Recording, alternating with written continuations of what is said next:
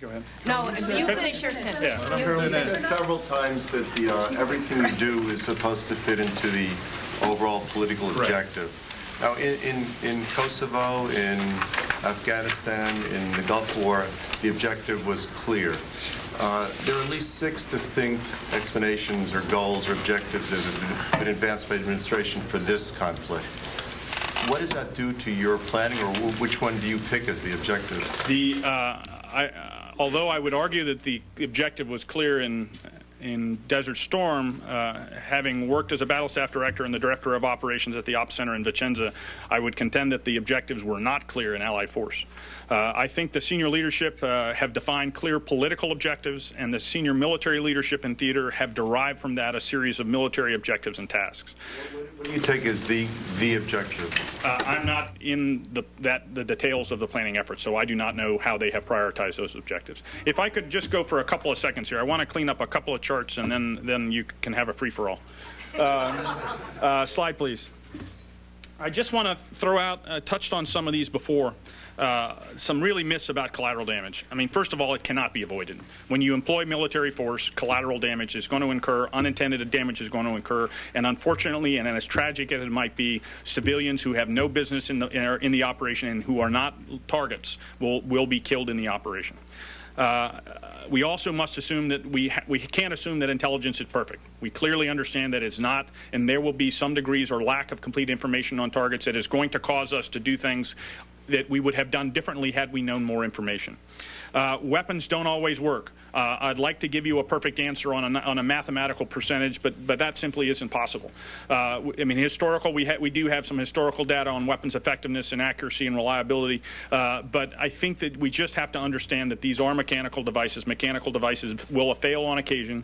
We have improved the reliability. We have improved the efficiency with joint direct attack munition. We have improved the ease of delivery to make it far easier for air crews to get that weapon to the right place and then release it to get it to the target by itself.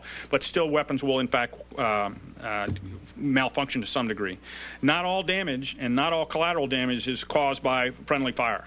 And clearly our adversaries in the past, Milosevic, Hussein as well, have taken advantage of collateral damage or damage that has been a consequence of adversary fire. And you simply have to ask a question. All those bullets going up into the sky, they come down someplace. And the missiles go up that miss targets, they come down someplace. And they cause damage as well.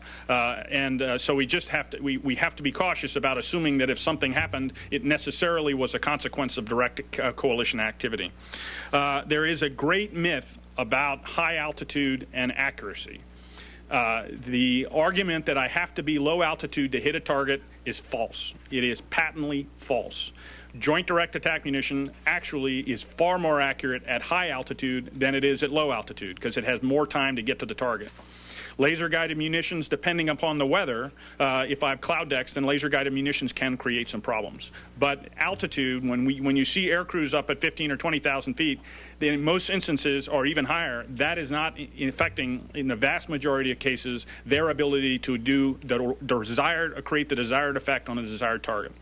And the other thing I think we need to be cautious about, we're going into an operation, a surface combat operation, if we potentially go into Iraq, which we have not seen in a very long time in this country. We have seen and we have developed fairly established and critical procedures to mitigate collateral damage using air operations. Quite frankly, as much as airmen have airmen of all the services have chafed under those rules and restrictions, we have learned a very great deal in how to do our jobs better. We have not had that much experience in these issues on the ground. And quite frankly, the soldiers and Marines challenge is a different one. If I'm in an airplane and somebody shoots an F-16 or an M16 at me or an AK-47, I can fly away. If I'm on the ground in a house and somebody shoots an AK-47 at me from across the street, that's a different story.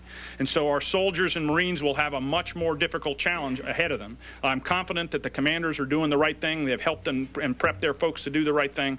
But we have to understand that our experiences we have seen in collateral damage in air operations over the last decade is not the same experience we have in mitigating collateral damage in surface combat operations. So our forces are about as well trained as we can get them, but they do have some challenges just because of the nature of ground combat.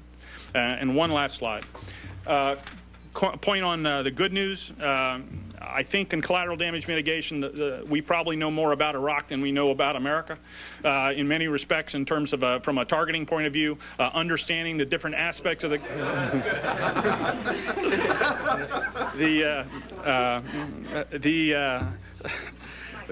yeah. Hold that thought. We also have provided our air crews, our personnel who are doing the planning for these military operations, a set of tools that have simply not existed before. Some are collateral damage mitigation tools. Some are the ability to sit at a single computer. I had the ability, even in Enduring Freedom, to sit at a computer and go from a 1 to 1,000,000 scale map using a trackball, go all the way down to a 1 to 250,000 scale map, and then 5-meter imagery and 1-meter imagery, all with a trackball on a computer. And that capability gave a lieutenant that was working for me in collateral damage, he could come up with a collateral damage assessment in some cases in minutes by attack P reporting a target at an area just with a set of coordinates. So some of these tools, if you add to that, are fly-out capabilities that we have in things like Power Scene that I think Fox News just showed on TV the other day, which gives the ability for air crews as well as ground forces to go through a mission and rehearse a mission to see what they expect to see. So we do have a lot of capabilities. We have improved munitions. As I mentioned, the Joint Direct Attack munition, many folks said a few years ago it wouldn't work. And we are finding it is working, and it is working better than we ever anticipated. But that is a significant capability in enabling more efficient and effective operations because now most of my platforms can go after multiple targets in a single pass. Sensor fused weapon will probably be employed for the first time in this operation. Sensor fused weapon is an anti-armor personnel which has a triple redundant dudding mechanism if in fact it fails to find a target that it wants to employ. It's a great capability and actually is a far more accurate munition that can destroy enemy vehicles, enemy armored forces, even if they're widely dispersed. 16, 10,